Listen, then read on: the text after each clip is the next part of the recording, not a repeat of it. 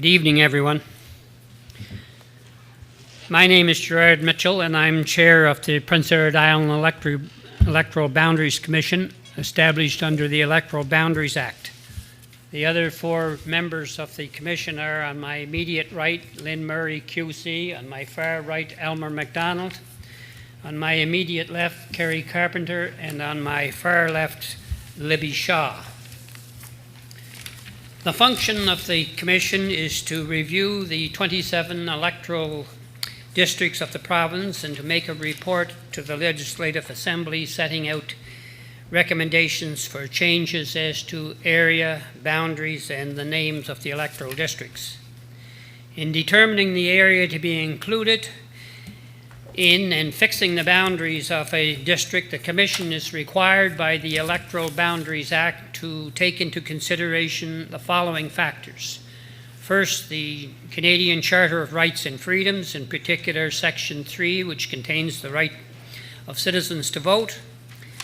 2, data from the Register of Electors. 3, polling divisions from the most recent general election.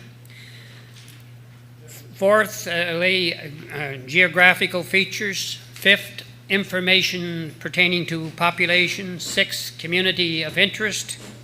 7, municipal boundaries. And 8, public input at meetings such as this. And any guidelines or criteria proposed for consideration by resolution of the Legislative Assembly. In addition, the Commission is allowed to take into account any other factors it considers relevant. As part of the process, the Commission is required to hold public meetings such as this one throughout the province to enable people to make representations as to the area and boundaries of any district. We have scheduled 14 public meetings to hear from people across the province, of which this is number 14. The Commission is to make its report to the Legislative Assembly within 6 months of its establishment, and we're hoping to have that report to the legislature by the middle of May. The recommendations of the last Electoral Boundaries Commission were not accepted by the legislature. This time it is a different situation because the legislation has been changed so that the Legislative Assembly is required now by law to accept the recommendations of the Commission. So it's more important than ever for people to come to the Commission and make known their concerns about the boundaries and issues connected to boundaries, because there will not likely be another forum. It is also important to recognize that the boundaries we set are intended to last through 3 election cycles.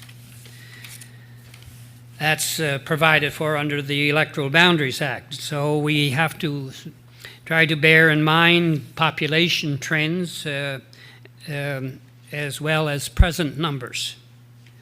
The Commission has no authority to add to or to subtract from the 27 districts that already exist. We're concerned only with changes to the boundaries and areas and descriptions of the 27 districts. We have no mandate to go beyond that. The last commission told me, or members have told me, that when they went out to public meetings, they had no maps with them. And they found that was an impediment to engaging the people who came to meetings in any discussion.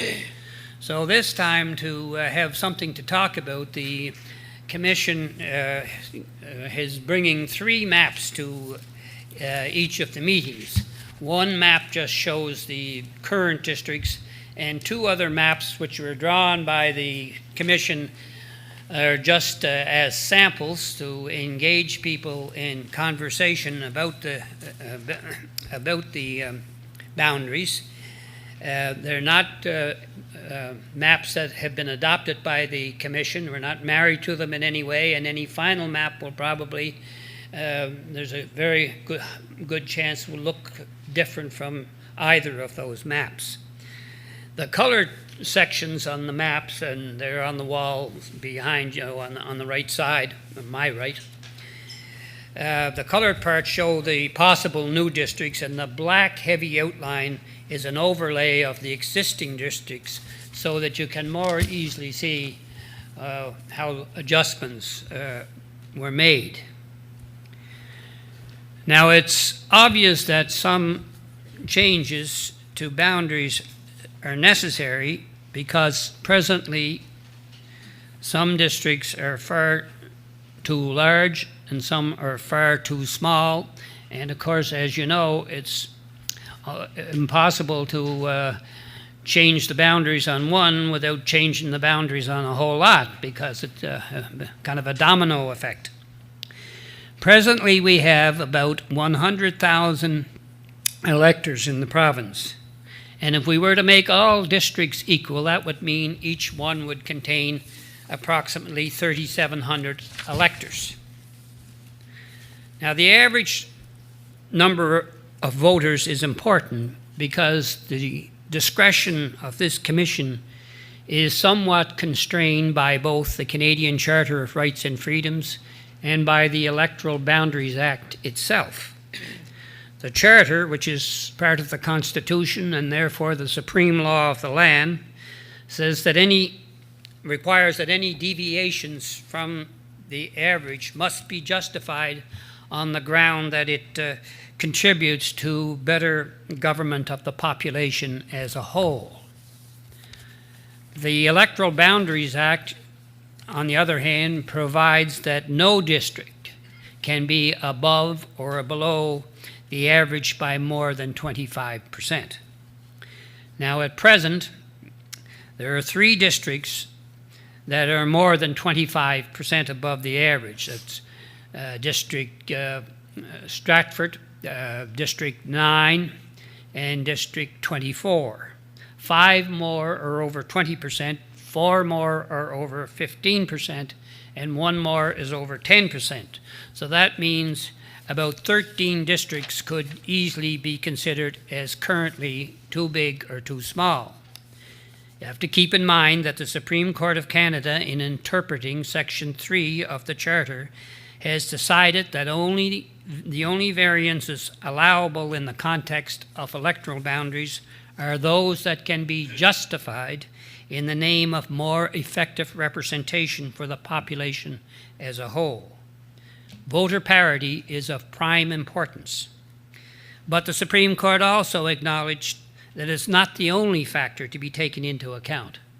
Effective representation is the overall goal, and that cannot be achieved without taking into account countervailing factors such as community of interest, population changes, cultural representation, language representation, and some municipal boundaries and things of that nature.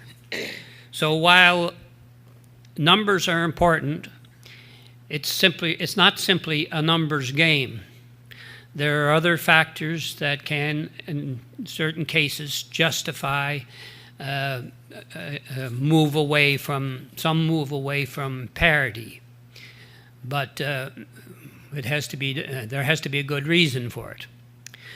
So that's all I wanted to say by way of opening comments, and now we would invite you, the public who have come here, to come forward to the mic and make your submissions, present your questions, or whatever to the commission. And when you do so, everything is being recorded for the public record. So if you wouldn't mind, if you just state your name when you come to the mic. So we'd be glad to hear any of you now. Please come to the mic as you wish.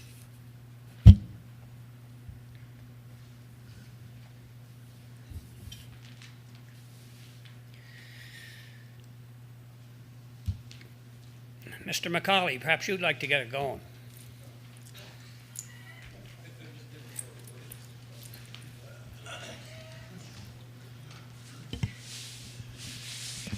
My name is Jim McCauley, and I'm not used to getting buttonholed in this institution, but however, okay, obviously I'd have some interest, that's why I'm here, and the present situation, and I'll be kind of personal about this, I generally look upon my community as that of St. Peter's Bay, but when I look at my electoral district, I find myself associated with Mermaid and Stratford. But I don't find myself associated with the area surrounding St. Peter's Bay. And my own feeling in respect to this, that there has been an interaction in this area between the communities of St. Peter's Bay, Morell, Mount Stewart, in particular, and actually from my point of view, or my thinking here, the area constituted by the Morell Regional High School district forms a coherent district, contains people with similar interests, certainly in this particular institution, but it goes further than that. There have been in our communities, now our churches, Catholic churches in St. Peter's Bay and Morell are amalgamated. Our United Churches in St. Peter's Bay, Morell, and Mount Stewart are amalgamated. That's not exactly the term, but they operate under the one umbrella. There have been various discussions between and among the communities that I'm speaking about here. And from my point of view, having spent many years in this particular institution, that the people in the geographic area surrounding Morell Regional High School have had a common interest, a common goal, a common purpose, and a very strong desire for the betterment of that particular area, not only from an educational point of view, which was my viewpoint, but from an economic point of view and from basically a standard of living that would be on the uprise at every possible opportunity. So that's why I failed to see that with my present situation in electoral district of 7, I'm virtually isolated from my peers most of the time here, and I think that what I'm suggesting here, from my point of view, but I may get some opposition from behind me here, would be a much more reasonable way of looking at it. So that'll kick it off for you, Mr. Chairman, so we can let the rest howl. Thank you very much, Mr. McCauley.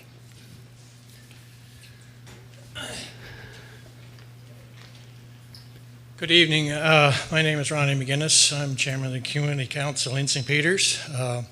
We did try to isolate Jim down there, but he keeps coming up, so yeah. What can you do? No, we're basically, the council are in agreement with Jim's words there. There's a commonality of church and the community of the high school, the area it takes in.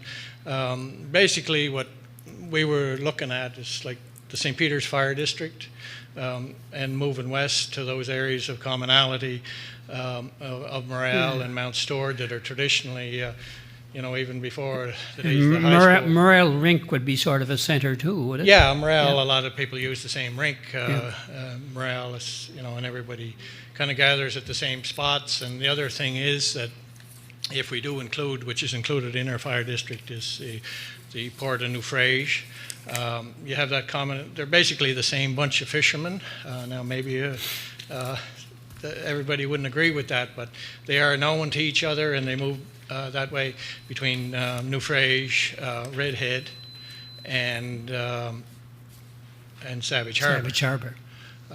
That's an area that's, they tend to get together socially, and I'm sure on a business point, somebody else might correct me on that, but they do tend to interact, so it's nice to have the same district. I know Steve has been good to us and looks after St. Peters for any requests, but we still feel like we're not really that much in common with that area that we're presently in. of Georgetown. George, And for instance, myself, if I was to decide I wanted to run for MLA, I'm not eligible. Now, just for the record, I'm not running anytime. But I couldn't win a nomination. You see this running east and west Yeah. rather than north and south. Yeah. Yeah. Because that's the traditional area, like I say, we could take in the fire district and keep moving basically west until we had the appropriate numbers, and then rearrange 1 and 2 to accommodate that. There's some ideas. I mean, when you look at Little Pond, Fortune, Howe Bay, that's more of a commonality than some of the way it's split there now. So, Thank you. Mr. Oh, McGinnis. sorry. Can you just explain to us where the fire district boundary is on the east and south? Like, just so we know how far east you're suggesting. I know where New Frage is, but... It goes as far as, basically it goes as far north as New Frage, goes as far east as Selkirk, takes in basically Dingwall's Mills, and as far as this far south and Central Kings comes in there now, the Dundas area, like... Okay, yep. And how far west? How far west? We go to Magell Bridge, then the Morell. Of course, we're dealing in the same district there, so it's... Okay, And thanks. as far south as, halfway across to Georgetown, Right. basically. Okay. Oh, yeah.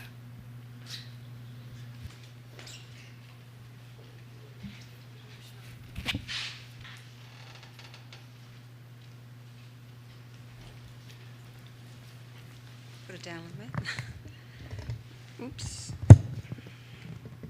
Hi, my name is Darlene Hendricken. I'm from the St. Teresa's area. When I look at this map, the biggest thing I see is the shift. I know your numbers are based on people, Yeah. but you should be looking at the land too. So I see the greater power been moved more to the Charlottetown area. That's the shift I see. So when you make your judgments on these districts or boundaries, you should be looking that the land has to be very important. The people that are on those lands are important, and you have to consider their values. And I don't want to see the values of those lands shifted to the greater Charlottetown area. So I'd like you to consider that in your boundary proposal, because I want to see more representation based on land than on population. I don't know if you know what I mean. Do you know what I mean? Oh, I know what you mean. Yeah. Yeah, because The problem is, though, it's people who vote, not land. yeah, but the thing is that a good 50% of our taxes and our dollars come from the land, which provide you guys where you're at. Okay, so you have to understand that too. So it may have a lot of people in one area, but it's us that bring the finances to this region. Thank you. Thank you.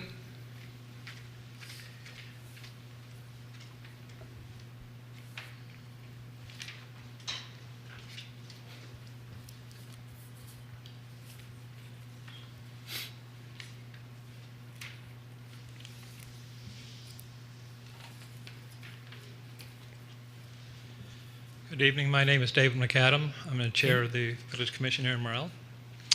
I just want to repeat what we've heard about St. Peter's. Certainly our area, the regional high school area, to me would be perfect logic. It's a great area to have the basis. If the proposed amalgamation of communities come through, it will almost certainly be that area. Be the same area. Basically, yeah. I think it's an easy way to draw a map, and I think the numbers are probably there for your statistics. Thank you. And there's been tremendous cooperation. Our Between those fundraising districts. for the community this last 2 or 3 years, especially for the rink, so it's just a matter of following through. And actually, one of the I think the first map that's there, to me, it doesn't make any sense, but our present MLA, he doesn't live in that area. So Yeah. he'd be immediately eliminating, it would certainly be a hindrance in his re-election, regardless of the side of the politics. So I don't Well, know like if I that's say, don't put too much Oh, stock I know, in- realize that, but Yeah. I think the simple solution would be basically the regional area. Okay, Okay, thank you. thank you. No question? Any questions? Thanks.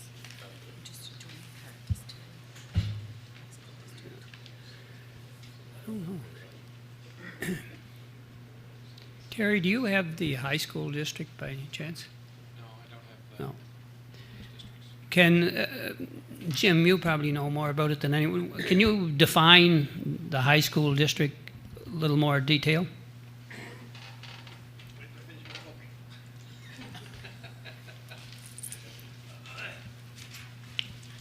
When you go east, you don't go quite as far as the St. Peter's Fire District.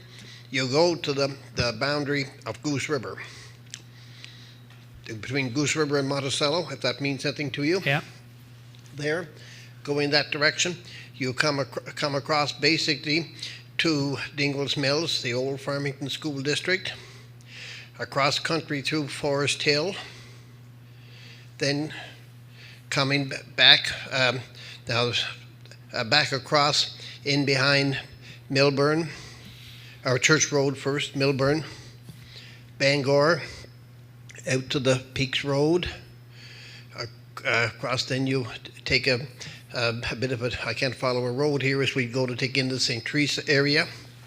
St. Teresa area across basically to the Riverton, where the intersection of that power line is, the booster station at the corner there between Riverton and Baldwin's Road. Down and across in through Elliott Vale, and then back up to in below where Darlene's old home is, across to just on the other side of the on this side of Fort Augustus by about 2.5 kilometers to a road there, like for instance the Red Point Road and so on belongs to the Charlottetown area. And you come across through to Trackety Cross area, which takes you down to the upper part of the Bedford Road. The lower part of the Bedford Road is officially not, although we did have students from there. Now, there might have to be some trimming on the edges of that and what have you, but that's roughly basically it, unless I make an error, but that's what I used to consider my territory. Okay. Thank you. Thank you for that.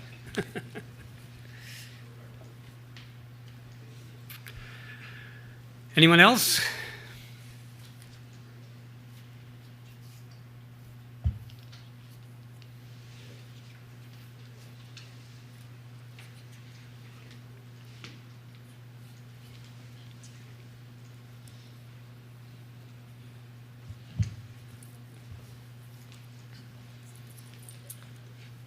Mr. Chairman, Commissioners, Bloy Stingwell. I think what Mr. McCauley just said was pretty close to the boundaries of the old District 2 prior to the last realignment. A little difference on the west. But in your opening remarks, I think I heard you mention effective representation. Yep. Well, if you look at some of these districts, I think we probably should be willing to not necessarily try to minimize the 25% difference so much as look at what the population, the ability of the MLA to represent the population in the district. And well, right now in District 7, we probably have a little bit of St. Peter's, Morell Council, Mount Stewart, areas like Fort Augustus. So if our MLA wants to participate or make himself available, he's spread pretty thin, whereas somebody in Charlottetown might be able to Walk around the block. walk around the block and talk to everybody. So I think that's probably as important as numbers. Yes, we've certainly heard that a number of times at these meetings. Thank you.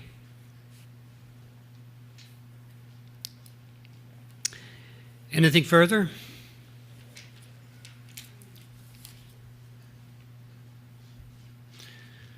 Pretty early. News is not even over yet.